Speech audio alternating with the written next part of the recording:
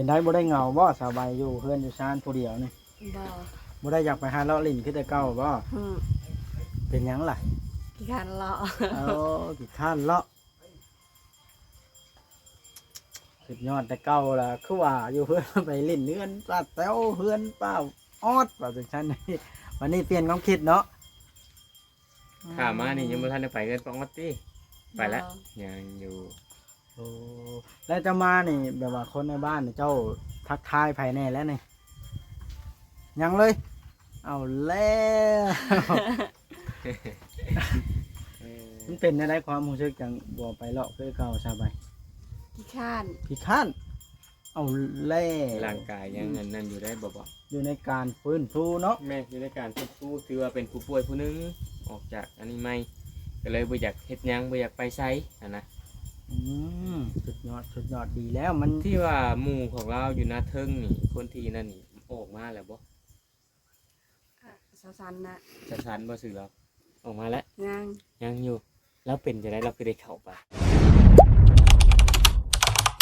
อย่าลืมกดติดตามเพื่อเป็นกำลังใจให้ผมด้วยนะครับทุกคนขอบคุณมากๆครับ พี่น้องซึ่งเปิดภาพขึ้นก็ได้ มาถ่ายสาวใบมานี่อ้าวเราก็อยู่เฮือนพอดีพี่น้องเลยสบายดีเด้อ ไปดี ต่อต่ออยู่เฮือนกับไผมานี่สาวใบ นี่เป็นเดียว ไอ้เทิดได้ซะ เกิดเป็นคนใหม่ เป็นคนไม้เอาเห็นดิบ่ได้เข้ามาพี่กับลายมือลายเดือนเติบได้ข่อยก็ได้เติบปกหยังอะนะชาวใบ เขาปลูก ข้าวปลูกเอาสิเฮ็ดหน้าบ่เด้อนี่โอ้พี่น้องไอ้ชาวใบก็อยู่ผู้เดียวมานี่เบิ่งหาเบิ่งรอบๆก่อนค่อยรอบๆบ้านก่อนเด็กเนาะเพราะว่าเฮาบ่ได้เข้ามาพี่แต่โดนเด็กเลยสิเบิ่งรอบๆเบิ่งก่อนแล้วจังคุยกับเพิ่นพี่น้อง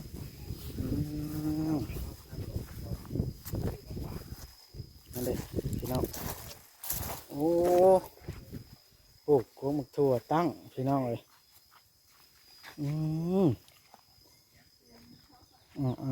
ปลูกหลังบ้านฝนตกมาทำกับซุ่มซื่นทำอะไรมาแต่หึงแล้วพี่น้องเลยโอ้คักขนาด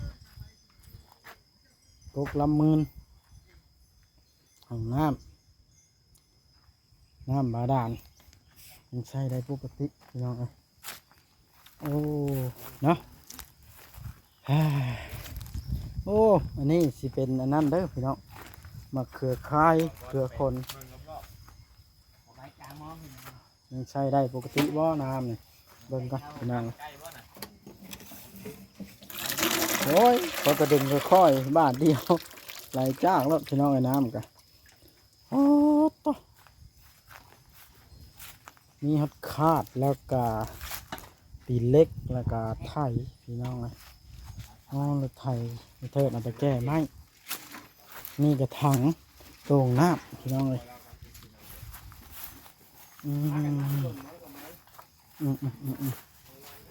สบายดีบ่อุริสบายดี แล้วใส่ถุงมาต่างคัน โอ้โหมันได้ตามใช่ ตีเล็กพี่น้อง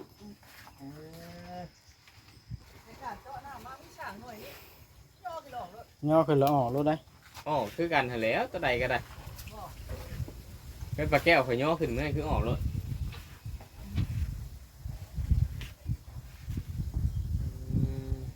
พี่น้องมาเมื่อวานนี้ฝนตกว่าเมื่อคืนนี่เป็นไงตกฝนไม่ตกพี่น้องเลยเกิดเป็นเที่ยงตั้งแต่เมื่อเช้านี่บ่เราบ่ได้มากินข้าวเที่ยงพี่บ่ บ่ บ่ได้มาเลยอยู่ผู้เดียวเนาะนอนเล่นโทรศัพท์อยู่มื้อใดสิไปบ้านย่าอีกบัดนี้ มืออื่นแหละ มื้ออื่นมื้อไปเฝ้าทานไปขอดทาน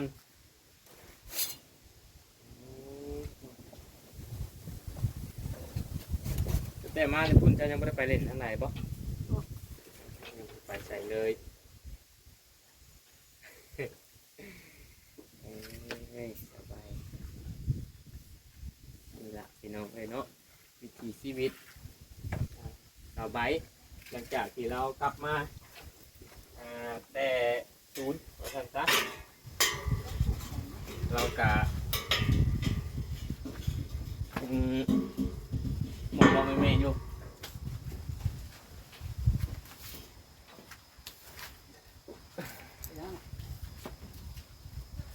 ไอ้กินข้าวกินน้ำกันยังสบาย บ่หิวเขาว ยังไม่ได้กินเลยบ่โอ้ยังไม่ได้กินเลยเบิดมือแล้วสบายแล้วกินข้าวบ่แซ่บอันนี้ แม่นบ่สบายยากินแล้วยานะ กิน ยังกินอยู่บ่ อืม ต้องกินเลยเนาะ กินให้มันหมดนั่นแหละที่เพิ่นให้มาน่ะ กินเด้อ มันยังได้ สิดีสิเศร้า ดีขึ้น จะได้ปึงปังเอาเลย ตอนนี้ก็ร่างกายอาชีพมีเมื่อยเห็นบ่มีเมื่อยเพลีย เอากำลังกายอยู่บ่ ก็ได้เฮาก็ลุกขึ้นมาเฮ็ดบ่เหมาะไม่แม่ในเฮือนในซ่านเฮานี่แหละคุณเสียหยาปอกๆแป๊กๆไปพอบ่ไปเกลียเป็นรอยได้นอนนั่งนอนหลายก็ได้เดี๋ยวมันก็ดึงเองมันก็ชินเองมันล่ะอันนี้หาวนอนอยู่เด้ พอแฟนมาได้หาวนอนบ่ นอนอีกแล้วนอนเบิดมื้อแล้ววะมื้อนี้ มันมื้อ อันเด้นอนเบิดมื้อแล้วแล้วเนื้อฝุ่นแต่ยังบ่ทันได้ปาดกันในคณะกาก็ยังบ่ทันยาวฝนตกก็คือสิยังบ่ทันได้ดำนาดอกเอาใบก็ได้เที่ยวไปมาเดินยามาพี่น้องสบายเนาะ อืม นี่เที่ยวไปเที่ยวมาเสียงรถก็จะเป็นเสียงรถไอ้เทิดน่ะเห็นบ่ จักแล้ว ไปเที่ยวรถเธอแล้วจะไปได้บ่ แล้วก็สิมาพี่แล้วมาได้ แล้วจะมาพี่บ่ไป เราบ่ได้มาดอก ยังบ่ได้มาบ่ อืม แก้ไม่ เรา ให้ เฮ็ดเราเฮ็ดเตาถ่าน ไอ้เทิดนะ อืม ไอ้ตาท่านอยู่พี่ อืม ไม่ใช่ตะบอนเห็นน่ะ ฝุ่นที่ฝุ่นเห็นเราย่างไปพุ่น เออพากันเฮ็ดทานขายก็คักคือกันนั่นล่ะก็ดีคือกันเนาะถ้าเฮาสิเฮ็ดเตาใหญ่ๆเฮาก็เฮ็ดทานขายส่งเขาเจ้าก็ได้ทานเดี๋ยวนี้มันกระสอบละเท่าไหร่35บ่40ประมาณนั้นแหละพี่น้องเนาะ3-40นี่แหละบ้านเฮานี่มีอยู่เขาเจ้าเขาไปเอา35แต่ว่านี่พี่ก็อาจจะประมาณ40นี่แหละเพราะว่าคิดว่าเขาสิเป็นตัวเมืองกว่าที่บ้านพอน้องแขกเนี่ยมันยังอยู่ในนะเป็นบ้านนอกพากันเฮ็ดกันขายก็ได้เลยก็เลยขยันว่าซั่นซะขี้ข้านแล้วบ่ได้ได้ ยิ้มสบายบ่ขี้ข้านน้องมาวัดเจ้าบ่อยากมาคุยกับสบายแล้วบ่ หมูย่างนั้นได้นั่งน้ำกันนี่กับพังจะเว้าก่อน คุยได้ไหมถามแล้ว อืมเป็นได้บ่ได้เหงาบ่สบายอยู่เพื่อนอยู่ชานผู้เดียวนี่ บ่ บ่ได้อยากไปหาเลาะลิ่นคือแต่เก่าบ่ อืม เป็นหยังล่ะ กี่การเลาะ เอากี่ข้านเลาะสุดยอดแต่เก่าล่ะคือว่าอยู่เพื่อนไปลิ่นเนื้อนป้าแต้วเพื่อนป้าออดว่าจังซั่นนี่วันนี้เปลี่ยนความคิดเนาะ ถามมานี่ยังบ่ทันได้ไปเกินปองวัดติไปแล้ว บ่ ยังอยู่ โอ้แล้วจะมานี่แบบว่าคนในบ้านนี่เจ้าทักทายภายในแล้วนี่ยังเลย เอาแล้ว มันเป็นอะไรความรู้สึกจังบ่ไปเลาะคือเก่าสบาย กี่ข้าน พี่ข้านเอาแล้ว ร่างกายยังนั่นอยู่ได้บ่ อยู่ในการฟื้นฟูเนาะ แม่อยู่ในการฟื้นฟูถือว่าเป็นผู้ป่วยผู้หนึงออกจากอันนี้ใหม่ก็เลยบ่อยากเฮ็ดหยังบ่อยากไปไสนะ อืมสุดยอดดีแล้วมัน ที่ว่าหมู่ของเราอยู่หน้าเทิงนี่คนที่นั่นนี่ออกมาแล้วบ่ สันๆน่ะ จะชันบ่ซื้อเราออกมาแล้ว ย่าง ยังอยู่แล้วเป็นจะได้เราคือได้เข้าไป สุบมา คือกันนี่ โอ้ยเนาะยาได้บัดนี้พากันยาเด้อหมู่เราอยู่บ้านนาเทิงนี่บอกว่า อืม หมู่เราผู้หญิงคือกัน อืม ผ เขาไปฮู้จักกันอยู่ในพุ่นแหละเนาะ อืม อย่า แล้วเจ้าอยู่แบบนี้ไผไปหากินหาอยู่สบายคุมื้อนี่ บ่ได้ไปหากิน บ่ได้ไปหากิน รู้สึกว่าเจ้าผิดปกติเด้นี่เห่านอนตลอด ขี้ข้าน อาจจะเป็น ออกมารอบนี้เลย ฤท สิ ธิ์ ข้านอย่างเดียว เอาแล้ว มันเมื่อยบ่คันเฮ็ดเนี่ย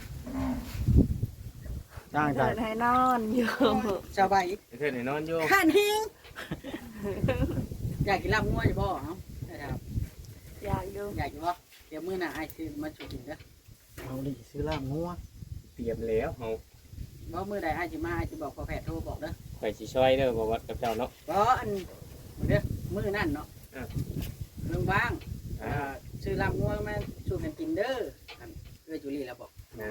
มาสู่สบายกินน้ำแต่ว่ามื้อนั้นเราบัดไปพุ่นเด้ โอ้ โอ้หยังเรา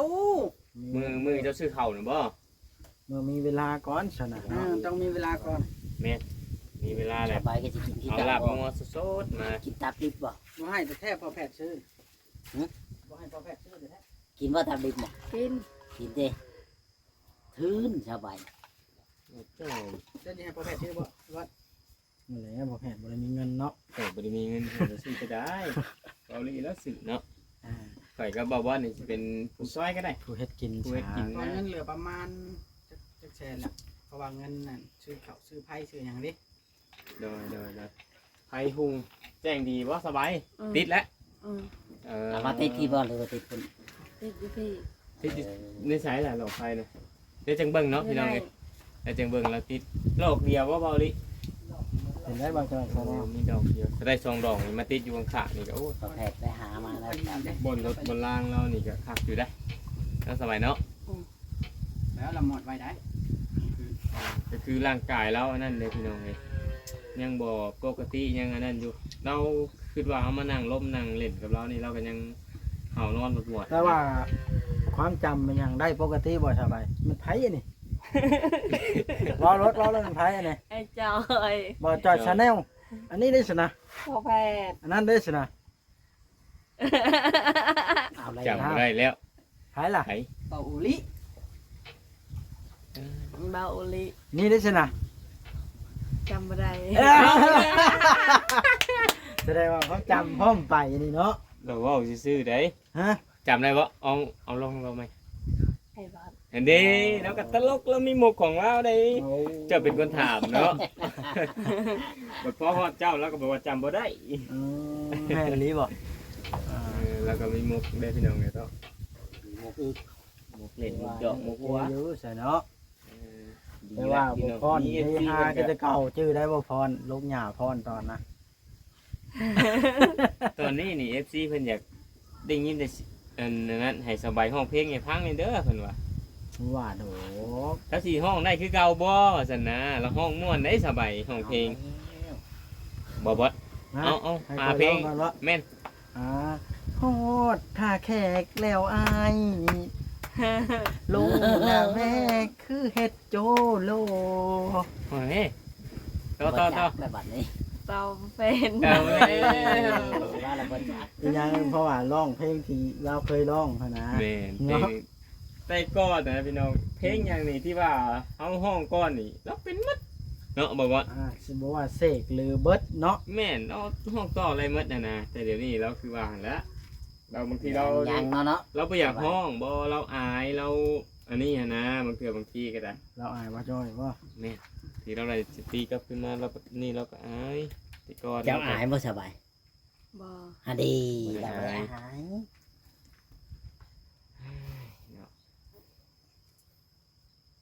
ไปอยู่บ้านย่าแต่ว่า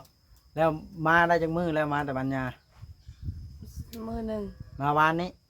เอาเรียบร้อยละงานการทั้งนะ อืม โอ้ดีจ้ะ เป็นจะได้เมืองบัญญาม วน ม่วนอยู่พุ่นกับอยู่พี่จะได้ม่วนกว่ากัน เดี๋ยวพุ่นมวน อยู่พุ่นม่วน มันมีผู้ปากผู้เว้าว่า เออ อยู่พี่บ่มีไผเว้านํเนาะบ่แพทย์เพื่อสิมาหาเนาะจะมาหาเราดูๆแน่ ไอ้กับมือมามือบ่แล้วคา ลำให้ลำหน้าบางมือก็ได้มาสวยแบบนี้นะ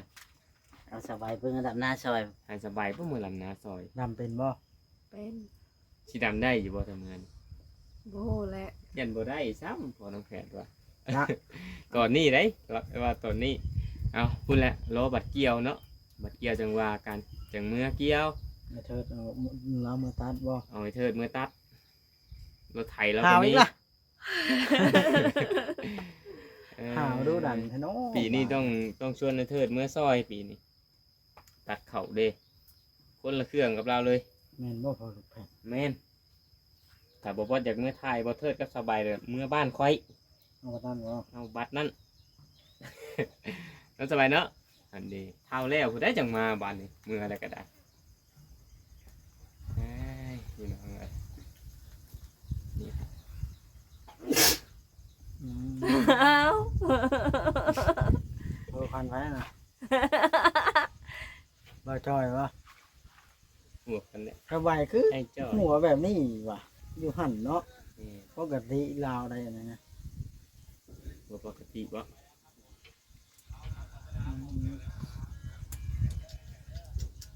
เป็นได้อันโทรศัพท์ในสารลิ้น Facebook ลิ้นหยังอยู่บ่คุมื้อนี่ บอประเด็นมัน ไว้โทรเข้าโทรออกอะไรพอเอา นิดเปิดบ่ มันลิ้นยากโทรศัพท์นี่ อืม เอาไว้ มันเป็นจะได เงินคำกับแก้วในถุงในไทยนี่มีอยู่บ่ซุมื้อนี้ขอถามน้อยๆหนึงบ่มีเลย บ่มีเงินติดตัวเลย เอ้า ในเถิดเด้ ไอเถิดกับบุมี เวลาเจ้าชื่อพริกเป็นนัวได้ฉบับนี่ บุพิงมีเลย มีล่ะ บ่เมิดได้ซะ หมดแล้วก็ไปหาเอา อืม เอาดี บ่แล้วบัดนี้ถ้าหาชุดว่าหามาได้จักแสนหนึงสมมุติว่าเจ้าจำเป็นเจ้าก็ไปซื้อจัก50ก็เก็บไว้50สมมุติหามาได้อีกเจ้าก็ต้องเก็บนํเด้อสมมุติว่าเฮาจำเป็นฉุกเฉินมาเฮาจังสิเอาส่วนนี้มาใส่ส่วนนี้ ๆจังหาวแล้วสบายไปค่ะ3หาวแล้วบ่สบายทำไม3หาว หาวนอนหาวนอน ก็ยอกสบายเลย หาวนอนแล้วพี่น้องเนาะ สบาย ถ้าเป็นภาษาไทยนี่ตามหาวนี่ว่าจะได้บ่บอสว่าจะได้บ่นี่ ข่าวชามเตื้อ เออ บ่ดีไปไหนได้อเนาะหาวนอนนะพี่น้องเอ้ยเย็นนะมาบ้านสบายก็อากาศดี เอาแต่ดี อากาศดีอยู่แล้ว เย็นบ่สบาย แต่ว่าก็มี FC เพิ่นแนะนำว่าเอากล้วยเอาหยังมาปลูกนี่เด้อเฮือนซานอยู่ลินของสบายบ่เทิดนะดินกว้างดินโล่งว่าซั่นซะต้นกล้วยต้นหยังมาปลูกไว้กินหมากเพิ่นว่าอันนี้พี่น้องเราเอามาปลูกเรียบร้อยต้นหนึงเดี๋ยวเห็นละมีต้นเดียวบ่ 3 ต้น 3ต้นเอามาแต่ไสน่ะ มาได้ลงทุน มาแต่บ้านย่าบ่โอ้นี่ล่ะพี่น้องเอ้ยเนาะเพิ่นก็ถ้า FC คอมเมนต์แนะนำเข้ามาแล้วเราก็สั่งสิอันนั้นมีผู้บอกผู้หยังเราก็สิเอามาปลูกมาพังไว้พี่น้องเอ้ยเนาะถ้าเราบ่ เมื่อยพวกนี้พี่ เหนื่อยได้ไหน เนาะ หยอกกันบ่โอ้บ่ช่วยเฮ็ดข่อยยังอันนี้ ทั่ว ค่อยเฮ็ดถึงปานใดนั่นน่ะ บอกแนะนำเราแล้วก็เอามาปลูกเรื่อยๆนะพี่น้องเอ้ยเนาะออกคำคิดคำเห็นแนะนำกันเข้ามาเด้อพี่น้องเนาะเพื่อบางทีการใช้ชีวิตก็ สบาย ผู้ ไผ ใด อยาก พี่น้องเป็นผู้ใดที่มีประสบการณ์ในการนี่มากอะเนาะพี่น้องเลย สบายให้เดินเถิง เราก็สิทยอยเอาเครื่องปลูกของพังมาปลูกเรื่อยๆแต่ว่าปลูกส่งหน้าฝนนี่มันก็สิติดอยู่ส่วงนี้นะ ของข่อย เอาพดน้ำไปได้เพราะว่าดินมันซุ่มมันเปียก แต่ว่าอยู่เพื่อนของสบายเนี่ยมันก็ดินดีได้พี่น้องเลยดินงามว่างามซาปลูกอย่างมันก็ ดีบ่สบาย งามภาษาซามันก็ดินดีดินซุ่มพอแต่ก่อนเนี่ยมันก็จะเป็นคอกแบกคอกหยังมันก็เฮ็ดให้เป็นพุ่นเป็นอันนี้พุ่นคอกเนาะสบายเนาะ แล้ว เอ้ย เป็นได้สบายเห็นหน้าพอแผน เอาแหละ ดีใจบ่ แล้วนั่นจะถามว่าแล้วก็ดีใจกันแล้วเนาะสบาย เราผู้จัดการได้ดีใจเลย อ้าวแล้วก็ดีใจ เราลิ้นจนหัว บ่ได้นี่ได้ก่อนนะ เดี๋ยวจะถามอยู่นี่นะ เอาขอยยังให้เจ้าพักผ่อนเด้อสบายเด้อจังได๋ให้เจ้าดีเซาอีหลีอลวบาทนี่เนาะ แม่น จะดีเศร้าลีโลแล้วบัด จุ นี้ มา เนาะ กับมื้อหน้าพุ่นละจุมาสิเข้ามาอีกจุมาสิโทรหาอีก มือมีเวลาละสิ เด้อ ชื่อลาบงัวมันลาบเนาะมันขึ้นจากชอยเลยเดี๋ยวนี้ เพื่อเบาลีกจะชื่อปลาทูมาปน ข่อยผมมานำ มาโลดให้เจ้า ก้อยทั้งก้อยอันนั้นก็ใครจะโทรบอกบ่จ้อยชื่อก็ยเอาเงินให้บ่จ้อยชื่อ ปลาทูมาแจ้ววะเอาเล บ่ ย แผ่นในบ่ชื่อรับชื่อชิ้นเน่าบ่แผ่นแต่ใดมา ใครสิซื้อชิ้นเน่าอย่างเชื่อเนาะ โมเมนต์เฮดตาโล โมเป็นในตลก มื้อหน้ามานัดกันได้มื้อห โอ้ น้าย วัดนี่เฮ็ดโอ้ยพวกแผลคือมีแต่ผู้รังแกแต่เนาะบัดนี้ น่าสบายโอ้ย อ้าวเดี๋ยวเบาลีสิขอตัวกันเด้อบัดนี้เด้อ โดย จ โด บ ย คลิป โด บ่ ย จบคลิปแล้วก็ คลิป สิได้ไปเวียกเบาลีไปเวียกเจ้าแล้วเจ้าย่างไปเด้อ โดยบ่วัดเลยบ่วัดสิไปน้ำข่อยบ่ โนบอดสิทานย่างไปพร้อมพ่อแพทย์ โดยคือบ่มีหมู่ได้ ถ่ายอีกคลิปเดียว2คลิปได้ เออ โดยโดย 20นาที โดยก็สิอัปเดตเบิ่งพร้อมๆเพื่อนเรานี่แหละพี่น้องอยู่บ่ เอาที่เลยบ่ได้ ต้นกล้วย แม่นแล้ว โอเค บอกข้าวกลับได้ แม่นแล้ว แม่น เปิ แล้ ดเครื่อง ว ลงกับนั่นเลย โดยแม่นแล้ว เดี๋ยวข่อยย่างไปบ่หรือว่าให้ข่อยเพียวย่างไป มันเจ้าผู้เดียวคอยแต่คอย3คนปากเจไว้นี้ คือบ่ คือ หมู่วัดหมู่ใหญ่หมู่ย่าง เจ้าของรถก็ต้องย่างนะกว่าเจไว้ให้บ่บอส ตัวเองไปผู้เดียวเนาะ บุญจนบ่จ้อยบ่เนี่ย ลูกพี่เอาอยู่นี่ ย่างไปบ่จ้อยไปต้องไปจ้ะไปเฮ็ดสิ อย่าให้จ้ะ โอเค โอเคโอเค จะได้กันสบายดีเด้อทางทีมงานดีครับพี่น้อง เอาพอจะจบคลิปตัวนี้ไปก่อนเพราะว่ายืดยาวหลายนาทีพอสมควรพี่น้องเนาะแต่ว่าสิอัปเดตให้เบิ่งอีก EP นึงพี่น้องเนาะ จะจำไม้ อีกคลิป ว่า นึงพี่น้องเห็นเนาะรอบๆบ้านนี่แหละพื้นที่พี่น้องเอ้ย สบายดี สบายดีเด้อ สบายดี